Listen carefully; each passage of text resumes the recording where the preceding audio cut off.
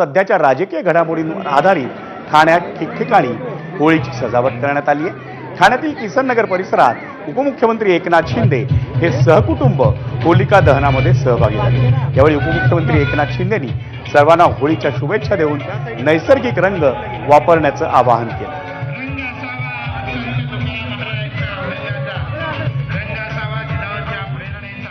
महाराष्ट्रावरची सगळी संकट दूर होत, आपल्या देशावरची सगळी संकट दूर होत आणि इडापिडा टळो सर्वसामान्य माणसाच्या आयुष्यातली सगळी दुःख या होळीमध्ये जळून खाक होत, अशा प्रकारची प्रार्थना करतो।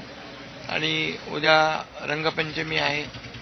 सर्व होळीच्या देखील सगळ्या तमाम महाराष्ट्रातल्या जनतेला शुभेच्छा देतो, धुळवडीच्या देखील शुभेच्छा देतो आणि त्याचबरोबर आपल्या पर्यावरणाचा समतोल राखून या ठिकाणी जे नैसर्गिक रंग आहे तेच आपण त्यानेच होळी साजरी करावी।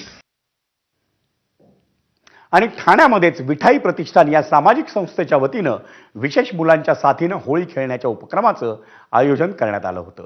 विठाई प्रतिष्ठानचे अध्यक्ष अभिजित कमलाकर